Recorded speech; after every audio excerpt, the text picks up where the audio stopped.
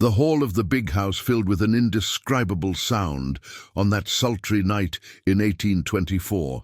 Colonel Robert McAllister, absolute lord of the Louisiana plantation, bellowed like a wounded animal as he writhed on the polished wooden floor. Boiling oil dripped into his ear, burning skin, flesh, and pride. The smell of charred flesh permeated the air, suffocating every breath. The mistresses screamed, the overseers ran about, unsure of what to do, and the silence of the slave quarters turned to murmurs of astonishment and disbelief. Before them all stood Crispim, the enslaved man who that night dared to face the empire of fear that ruled these lands. Hours earlier, he had carried in his arms the lifeless body of his pregnant wife, Abeni, raped to death by the same colonel who now writhed on the floor. There was no hesitation in his gaze. Each drop of oil spilled was more than revenge. It was justice wrested by force. It was resistance engraved with iron and fire. It was in that moment, amidst the horror and the broken silence, that the legend that time tried to erase was born. Stories like Crispim's were silenced for centuries, but here they find a voice. If you believe these memories cannot be forgotten, subscribe to the channel now and activate the bell. This way, each new video will reach you as an invitation to discover the hidden pages of our history. Early 19th century Louisiana was a land marked by fertile rivers, sugar and cotton plantations, and the blood of enslaved Africans. On the banks of the Mississippi, plantations operated as veritable empires, sustained by violence. There, every black worker was reduced to a number, every life to an instrument, every tear to silence. It was in this oppressive environment that Crispim's story began. To understand his journey, it is necessary to recognize the weight of a system that not only exploited bodies, but also shaped mindsets, defined destinies, and fueled the belief that some lives were worth more than others. The mansions stood imposingly, with wide verandas, white walls, and windows open to fields stretching as far as the eye could see. However, behind this facade of wealth and sophistication lay the workings of a machine driven by pain. The trail left by the overseer's boots scarred the dirt floor, a constant reminder of their surveillance. The whip, hanging on hooks in plain sight, was not just a tool of punishment, but a symbol of power, of calculated intimidation. Even the sound of it, cutting through the air, was enough to impose silence. Inside the slave quarters, huddled in damp, dark spaces, men and women bore the marks of whipping on their bodies and the shadow of so much loss in their eyes. Families were separated as if they were pieces of merchandise, and children learned early on that crying could be costly. Hope seemed distant, but there was something no one could snuff out, the flame of resistance, even if silent. Every song sung softly around the fires, every glance exchanged in secret, every gesture of care between mothers and children was a way of affirming humanity in the face of the constant attempt to extinguish it. Crispim grew up in this environment. Between the relentless work in the fields and the daily humiliations, his figure stood out not only for his brute strength, but for the firmness in his gaze. He didn't speak much, but every gesture conveyed conviction. For many, he was a reserved man. For Abeni, his young wife, he was a safe haven amidst the chaos. Their marriage, though not recognized by the masters, was celebrated in the slave quarters as a promise of the future, a spark of life where everything seemed to die. And when Abeni became pregnant, that future took shape. The arrival of that child represented not only the continuity of blood, but also the possibility of transformation, of proving that life endured even in captivity. But the same land that sprouted hope was also the scene of limitless abuse. The masters saw the bodies of the enslaved as an acquired right, and every act of violence was justified by the cruel logic of ownership. Abeni, with her womb already protruding, became the target of sickening looks, and the silence of the others betrayed their fear of facing the inevitable. Crispim sensed the growing threat, but no words or requests could contain the absolute power of Colonel Robert McAllister.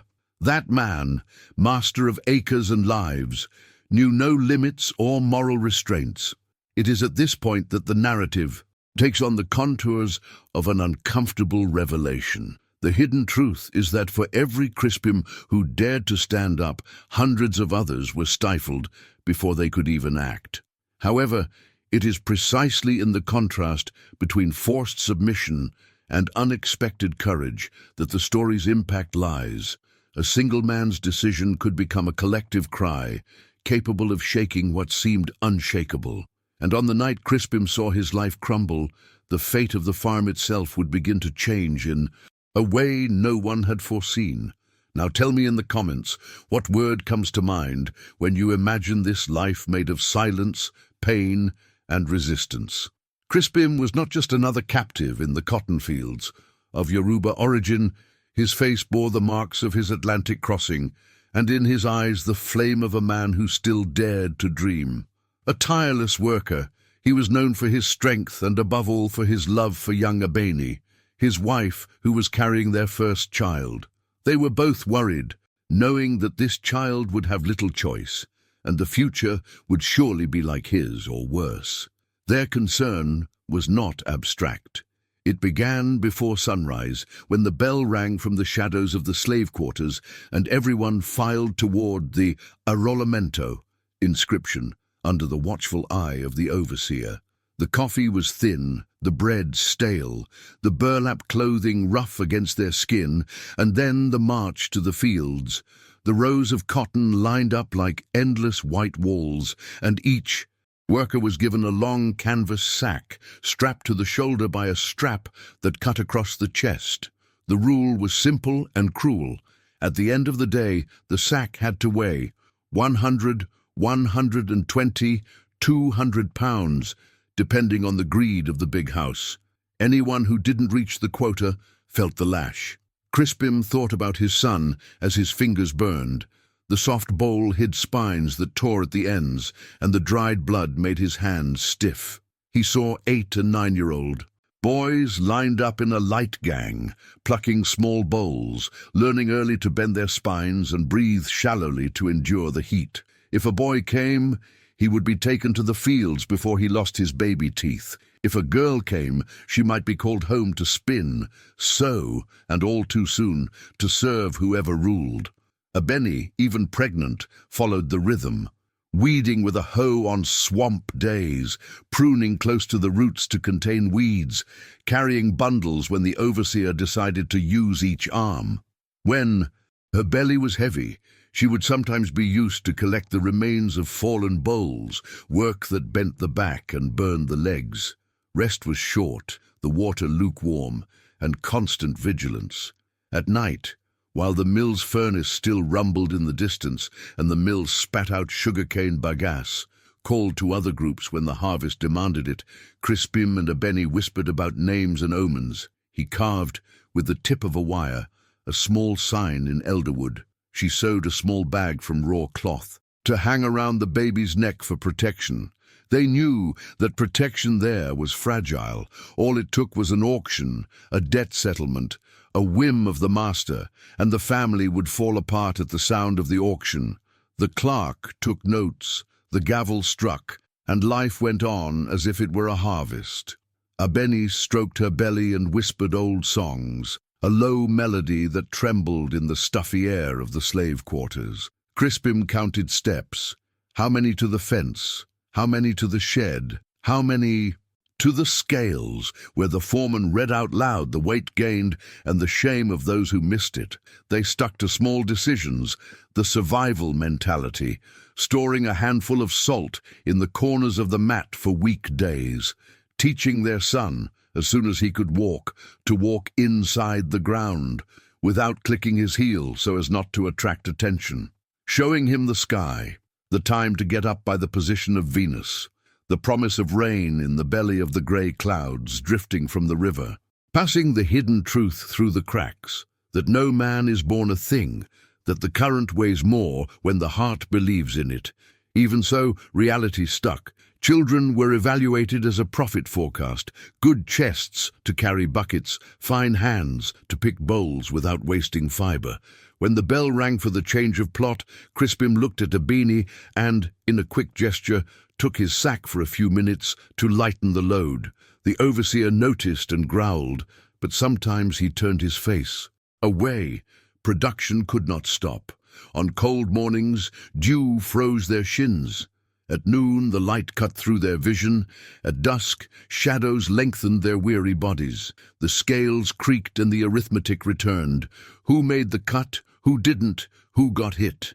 Every day was a silent decision between breaking and continuing.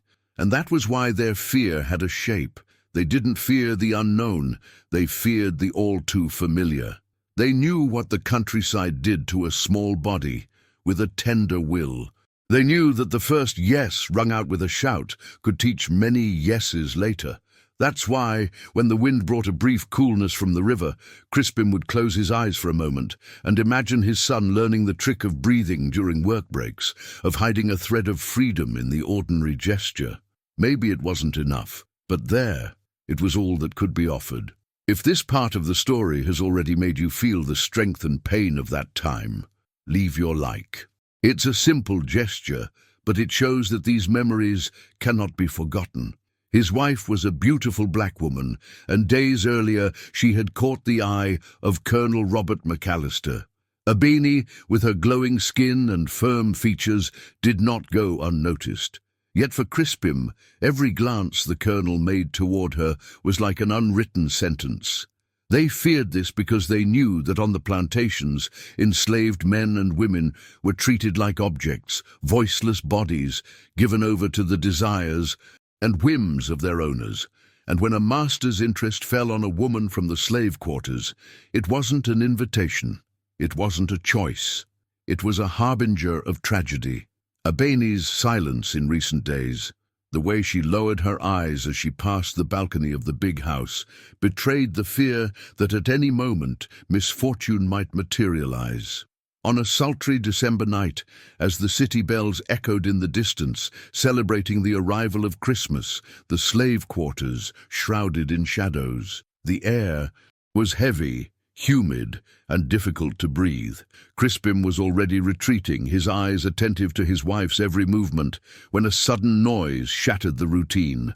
Firm footsteps, boots echoing against the wood. It was Colonel Robert McAllister, absolute lord of the plantation, striding down the hallway with the same arrogance with which he strode through the fields.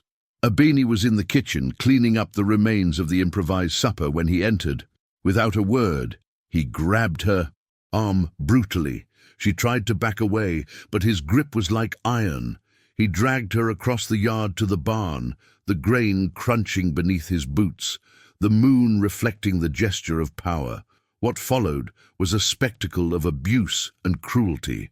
The barn smelled of damp straw and sweat, but within moments the air was filled with Abeni's muffled screams. She struggled, her nails scratching at her attacker's arm, but he, with his rough, heavy hand, covered her mouth in an inhuman act, muffling any cry for help. Her wide eyes searched for Crispim in the distance, as if begging for an impossible rescue. And Crispim tried. He lunged toward the barn, but was stopped halfway. Two overseers emerged from the shadows, armed with shotguns and whips, ready to stifle any reaction. The struggle was short. They pushed him to the ground, pressed their boots against his chest, and one of them pressed the butt of his gun against Crispim's face, coldly reminding him of his place. Trapped, Crispim merely listened. Each of Abeni's screams, each stifled moan, was a blade piercing his flesh.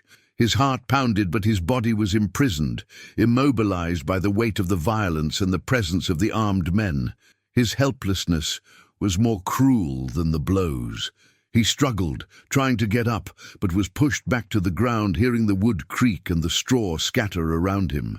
Time seemed to drag, each second an eternal torment, until suddenly silence fell like a stone. Then the colonel left. He calmly adjusted his belt as if nothing had happened.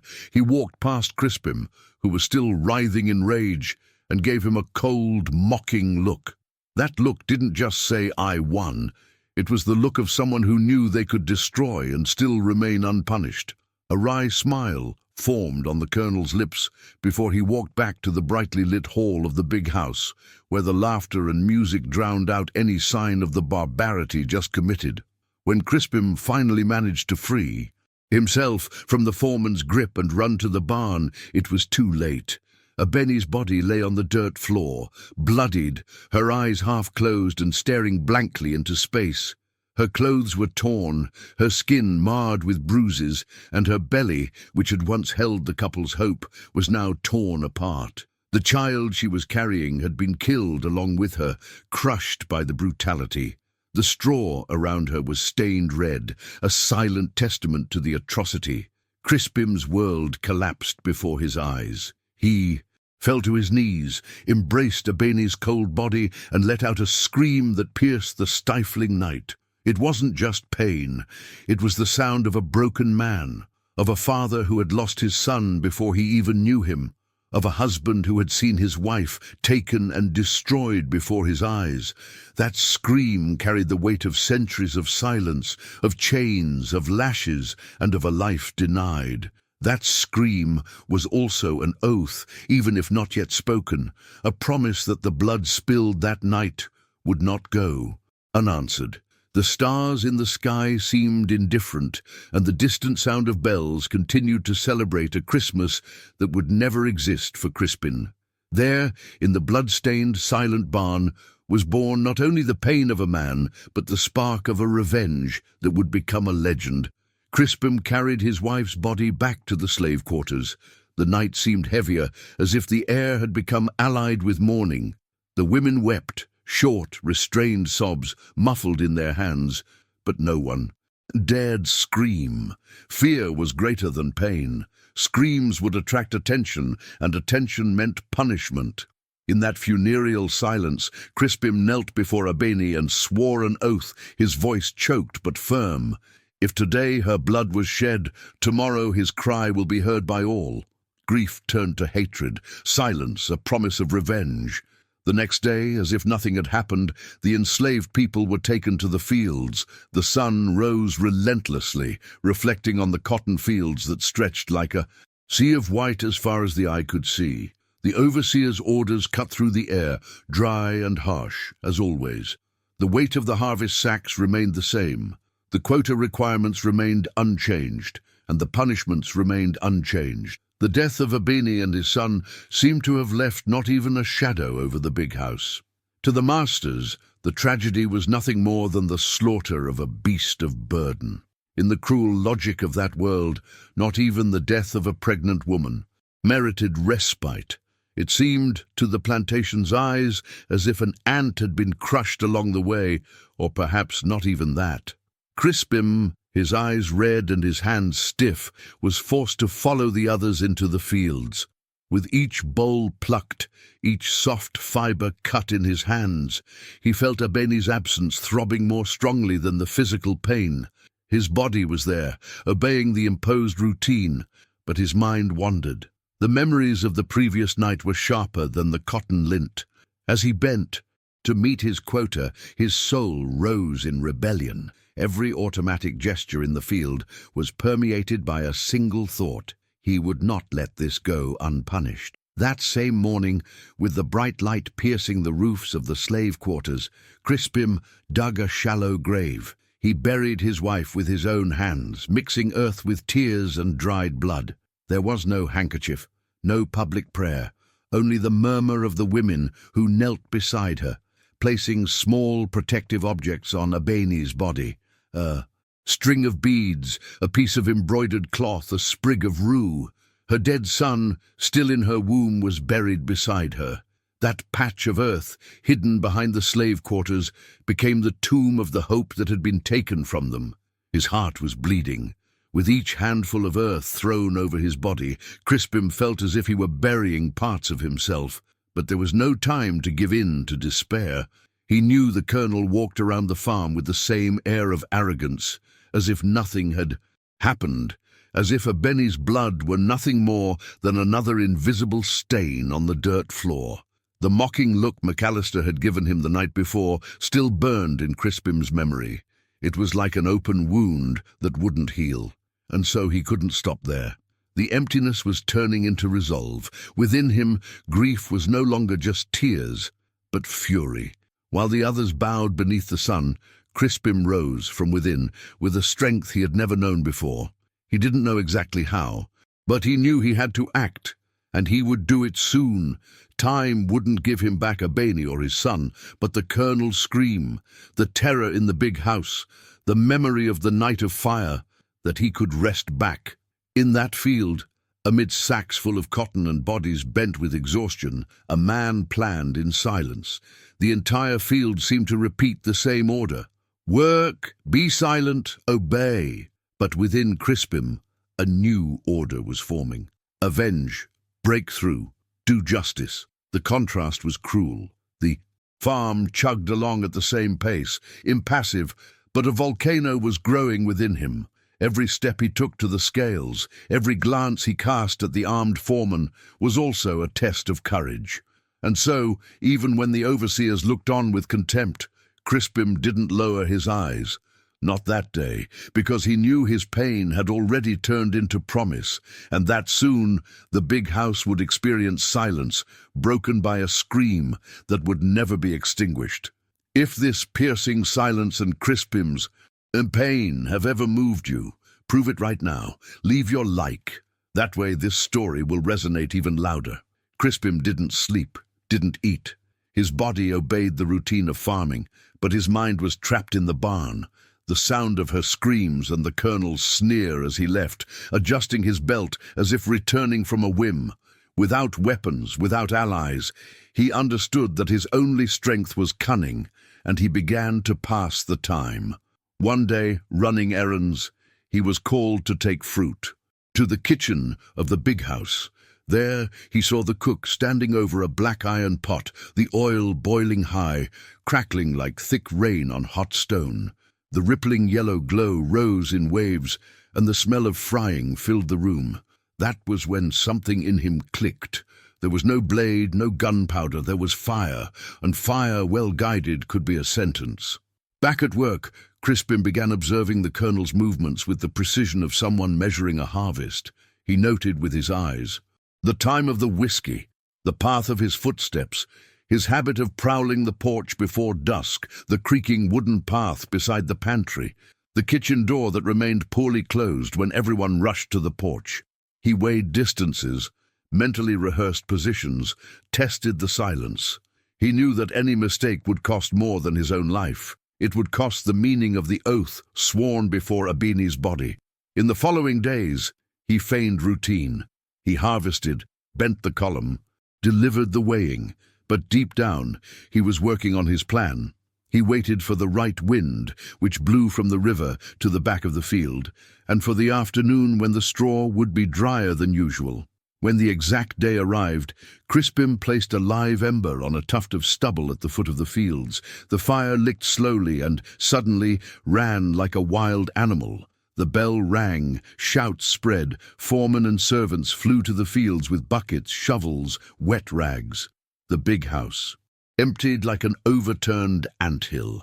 Only Crispim's heart remained where it needed to be.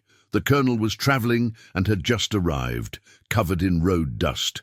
Noticing the rush, he crossed the porch in irritation, pushed open the kitchen door in search of a piece of fruit, a sip, an order to give before heading out to the burning fields. The room was empty, except for the pot of oil the cook had left on the stove, boiling hot, a liquid skin trembling at the edge of the iron. In the dark corner, Crispim was already waiting for him, leaning against the shadows where the floor didn't creak. The Colonel took 2 steps forward. He saw nothing but the table and the yellow light flickering on the wall. That was when the shadow moved. Crispim stepped out from behind the column, silently closing the distance, and in a single dry gesture wrapped his arm around the man's neck, gripping the back of his neck like a vice. His other hand steadied his shoulder. The Colonel stopped in surprise, feeling the hot, panting breath brush against his ear. "Who dares?" he spat, trying to raise his voice. The answer came low, sharp. "I am your nightmare." The colonel laughed shortly, a vinegar laugh, and whispered venomously, "You, little black boy, you haven't forgotten, have you? She was so beautiful. It's a shame I disfigured her. At least I was satisfied before." The laughter ended at the same moment Crispim tightened the noose around his forearm, crushing the other's throat against the bone. The rage in him wasn't a scream, it was steel. For a moment it seemed he would slit his throat right there in cold blood, but his grip loosened just enough for his voice to come out, steady as a blade. "Do you think you'll die that easily and quickly, my lord?" He paused, bringing his face closer to his ear. "Certainly not." The pan creaked behind him, spitting out small bubbles that burst with dry pops. The heat from the furnace grew, making the planks sweat, and the oil's sheen drew. Golden circles on the iron. Crispim turned the colonel's body a step, leading him like someone leading a stubborn animal to its stall. The wood didn't creak. He already knew the point that gave way, the plank that betrayed him. The colonel tried to raise his arm, to reach for the pistol grip he hadn't brought. He only scratched at the air. The grip on his neck tightened again, cutting off his rising breath, and his head tilted slightly to the side, exposing his ear to the flickering light. There was a different silence in the kitchen, the kind of silence that precedes decisions that have no return. The oil glistened, alive, asking only for a tilt of the wrist. Crispim could feel the man's pulse under his skin.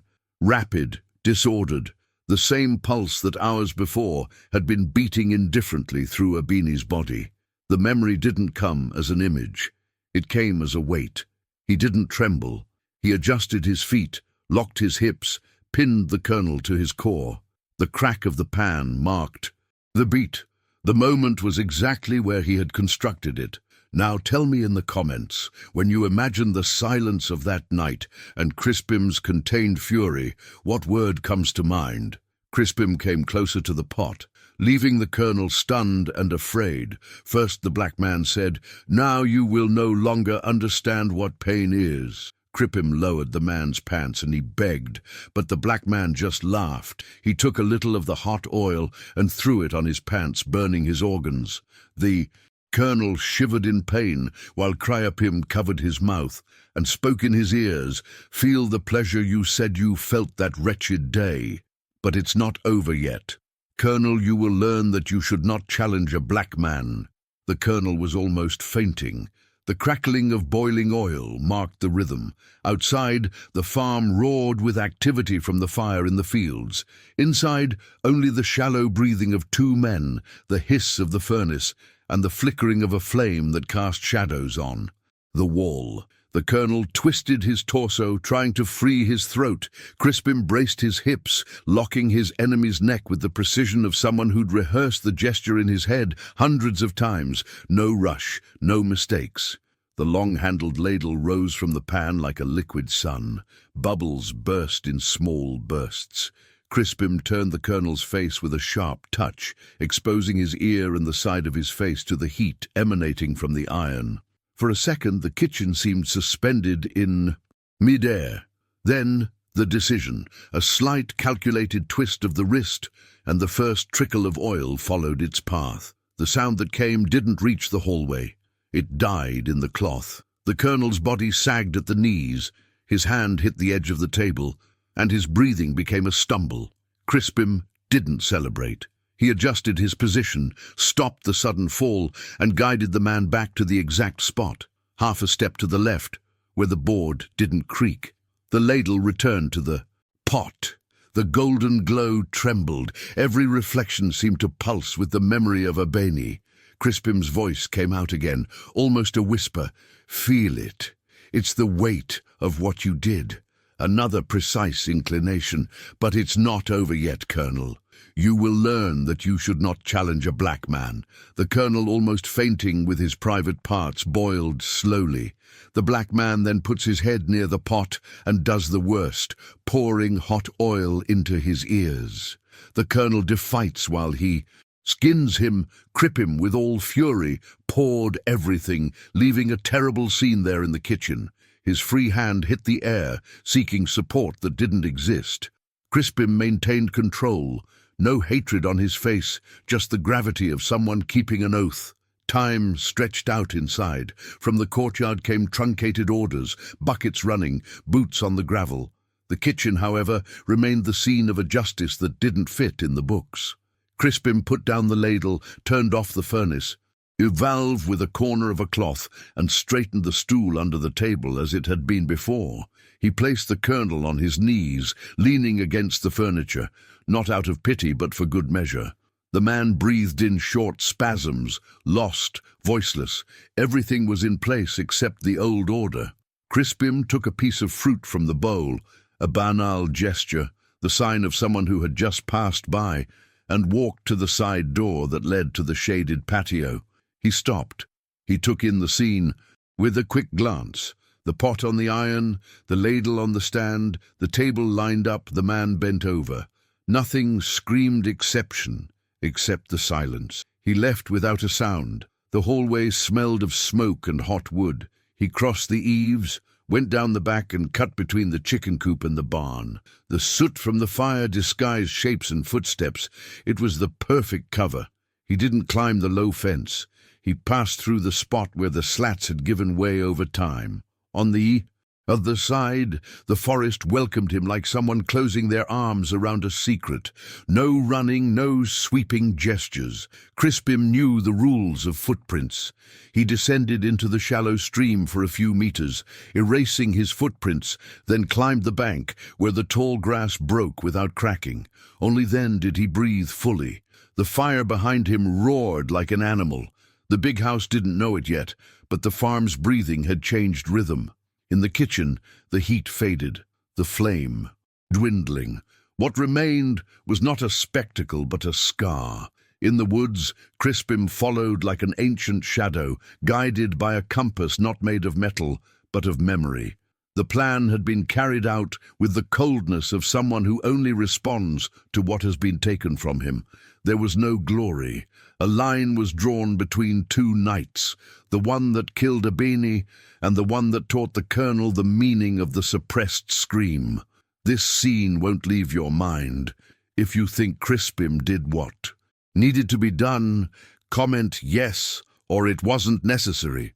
At 3:40 that afternoon, the wall clock was still ticking away when a slave pushed open the kitchen door with her shoulder and, in an automatic gesture, raised her hand to her mouth. The scream that came from her ripped through the house like a blade. It tore through hallways, porches, and staircases, tearing hurried footsteps from every corner. Foremen, maids, children, mistresses, everyone ran. The kitchen, which had just been bustling with work, became an abyss. The pot still vibrated with a dull heat, and sprawled on the floor was the colonel, the most feared man on the plantation, reduced to silence. No one knew what to say. The dense smell of oil, iron, and smoke permeated the wood, and that odor, half sweet, half metallic, stuck in everyone's throats like a secret impossible to swallow. "My God! The colonel!" someone whispered. Another ordered, voiceless, "Call the doctor! Close the doors!" But the order lost its power in the air. Astonishment had already filled the entire room. The house became a hubbub. Footsteps crossed, voices overlapped, hands trembled. The cook wept, clutching her apron. The maid who discovered the scene couldn't stop repeating the same two words, as if trying to wake from a bad dream. The foreman examined the door, the windows, the floor, searching for a trace, any sign. There was none. What was there was a clear absence. Crispim was already far away. His name wasn't spoken. Allowed, superstition, fear, calculation, but it circulated in the lowered glances, in the uneasiness of those who remembered the previous night, and the whispered oath in the slave quarters. The plantation, accustomed to imposing silence, was for the first time gaining a silence that wounded it from within.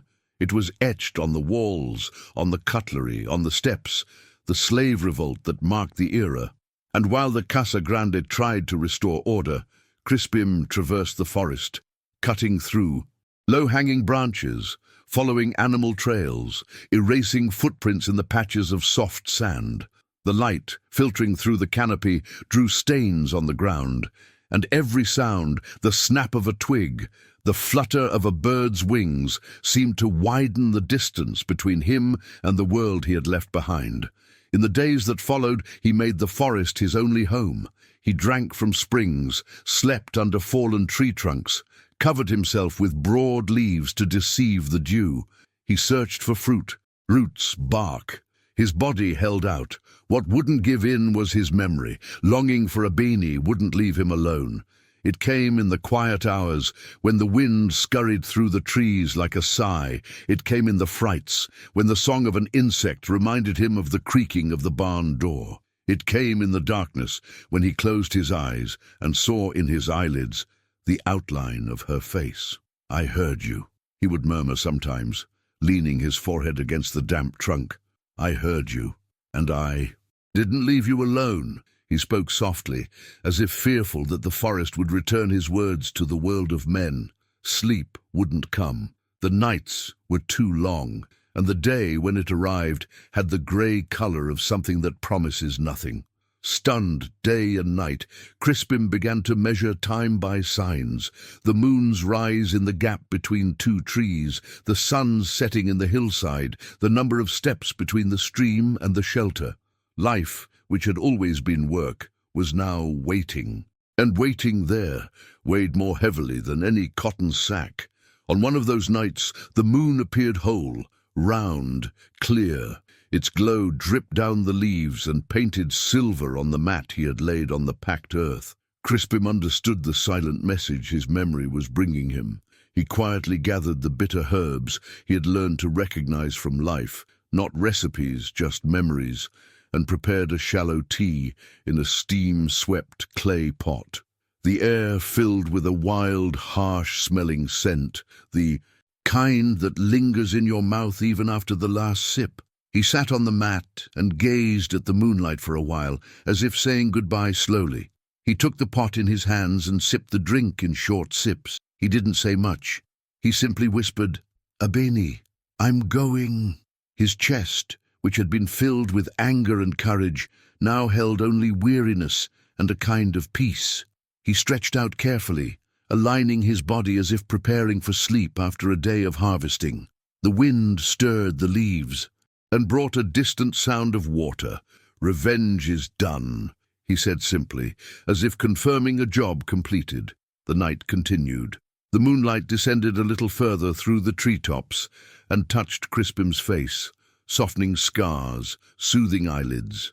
His heart slowed to a gentle rhythm, and the forest, witness to everything, kept the secret without asking for anything in return. When the light chill of dawn scratched the clearing, he no longer felt it. He remained there, serene, as those who finally find rest do. And yet the farm was never the same again. In that kitchen at 3:40 a.m., the legend had begun. In the forest, under the moon, it found its conclusion, not an end, but the certainty etched in time that the silence of the slave quarters had once learned to scream. Crispim's story shows that even the silence of the slave quarters could transform into a scream. But there are even darker tales, acts of revenge that shook entire farms, revenges so brutal that they are still whispered in secret today. Want to feel how far courage and desperation can take a human being? Now click on the video that's appearing on the screen.